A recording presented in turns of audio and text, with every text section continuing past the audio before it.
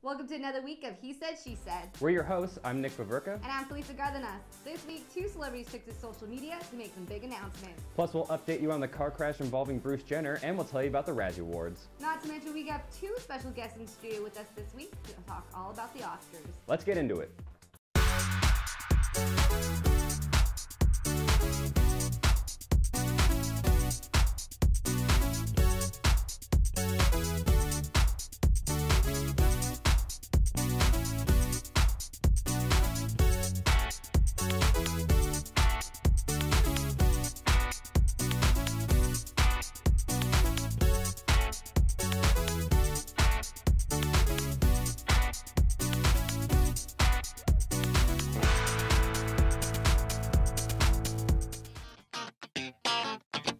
Back in February 7th, Bruce Jenner was involved in a car crash in PCH on Malibu that killed a woman named Kim Howe.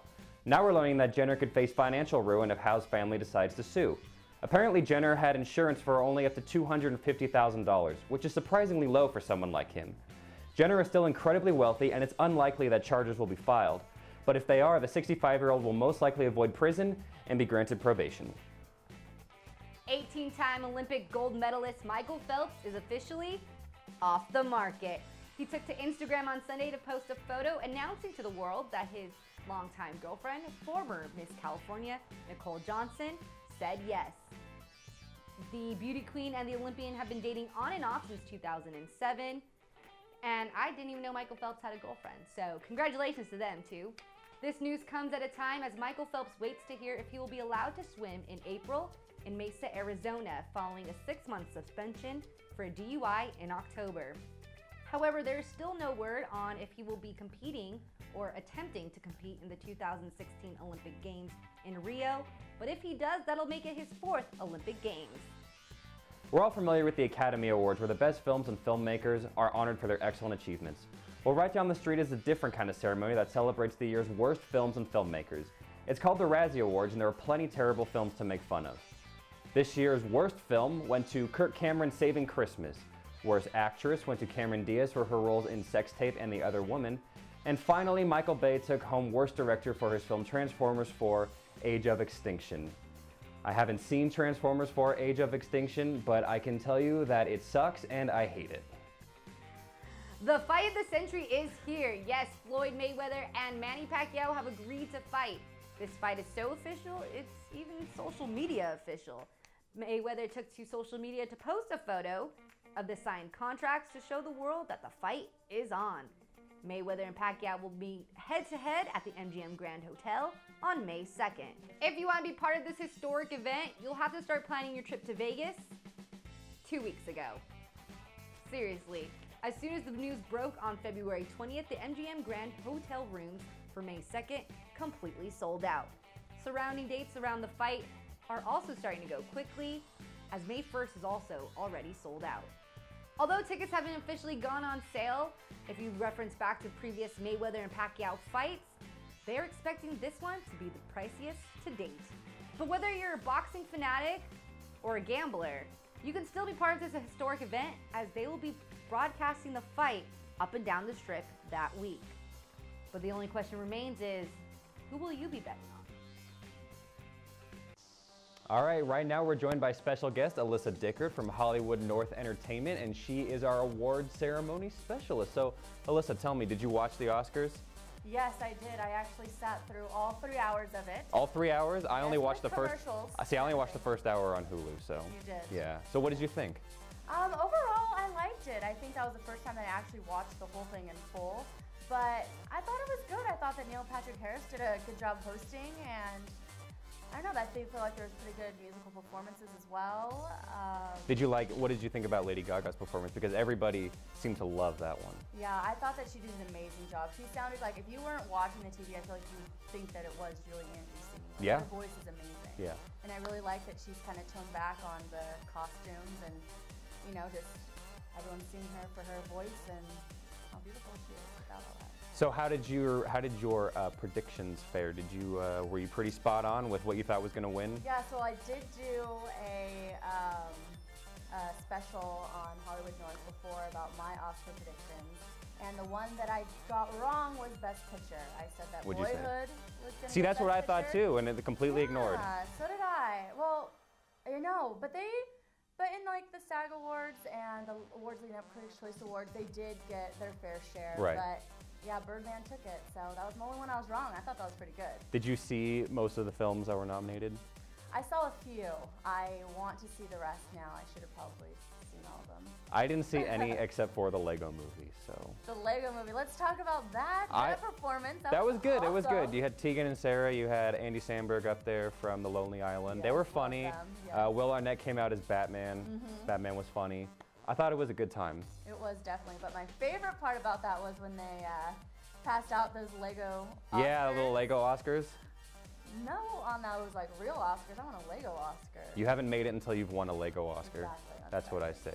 All right, well, I think that wraps it up. This is our guest, Allyssa Dickert from Hollywood North Entertainment. Don't forget to check them out. Thanks, Nick and Alyssa. Now I'm here at the H&E News Studio with Fashion Minute hostess Taylor Villanueva to talk all about the controversial blue-black or gold-white dress, along with yay, nay, or on Oscar fashion. Thanks for joining me, Taylor. Thanks for having me, Felisa. Now, excuse my voice, I got a cold covering the Oscars, so I sound a little funny. Oh, well, thank you for being here still. Really appreciate it. Of course. Okay, so first off, let's talk about this mystery dress that has been going crazy and driving people crazy all over the internet. What do you think? Do you think it's white and gold or blue and black? When I saw it, I definitely see gold and white. I don't see the blue, and I don't see the blue and black at all, so. I only see blue and black, so I guess it's a lighting issue or whatever. Maybe lighting or perspective. Perspective. I want to see this dress in person. Yeah, definitely. See if it has the same, what it looks like in person. What makes it so interesting. Yeah, but I heard it was just an experiment to see how everybody else would react. So I guess we're just all test subjects in a giant social experiment. All right, so now we're going to talk about the fashion on the Oscars red carpet and vote for our favorites and non-favorites. First, we have Reese Witherspoon, and I'm going to go with the yay. I think this is a very elegant, classy look, definitely Oscar appropriate. And now we have Scarlett Johansson. For this look, I'm going to give it a nay, and I definitely don't like the hair with the dress. Pulled back, it doesn't really match, and also I think the dress was too fitted where it shouldn't have been fitted, and the color was okay, but overall it's a nay. And next we have Lady Gaga, who I gave this look at just because of the gloves, and I feel the dress was very over dramatic. However, her look definitely for performing was very nice and elegant, but red carpet wise, could have been a little bit better without the gloves. And for Jennifer Lopez, her dress was actually my favorite outfit of the night. As well. It was gorgeous. I give it a definite yay. I thought she looked stunning. She looks like a princess in her beautiful ball gown, and that color was perfect for her skin tone as well. Yes, and it was gorgeous. And now we're going to focus on the men who we love the bow ties. Bow ties are definitely the style that is popular on the red carpet.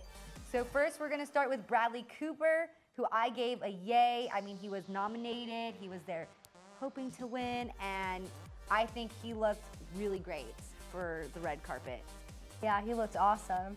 And now we have Jared Leto. He actually did something different. He was wearing a light blue tux, so that was a yay, because you always see the same looks over and over again. It's always black and white with men. So. Exactly. That was a really good, interesting way for him to stand out. Definitely. Then we have Chris Pines, who I gave a yay. I mean, he presented, so he looked really cleaned up, nice, classy look. So he was definitely one of my favorites. Yeah, and now we have Benedict Cumberbatch. This was a definite yay. One of my favorites for the men of the night.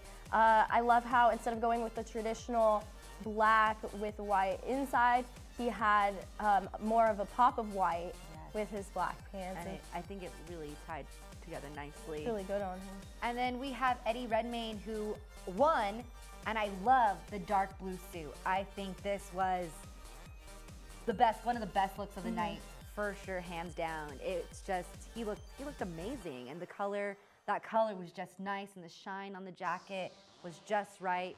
So it was perfect gorgeous. for him. And then we also have Chris Evans, who I voted Yum, because it's Chris Evans. It's Captain America.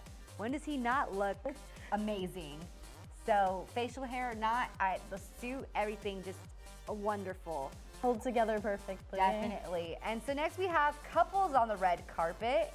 And first we have our host Neil Patrick Harris and his husband David Burtka. And I voted definitely yay on both of them. And then we have Adam Levine and his model wife. For this look, it was a little bit torn. Adam looked great, yes. But the red dress on his wife was a little bit too much with the red carpet in the background, plus the little pops of black. It was just very overwhelming. It was a lot going on there. And then last we have Faith Hill and Tim McGraw, who both looked amazing. Tim McGraw looked great when he was singing. That song definitely got me choked up. It was just a great look. They looked gorgeous together. They looked like they were on a date night, and it was just a royal couple. Yes, definitely, hands down.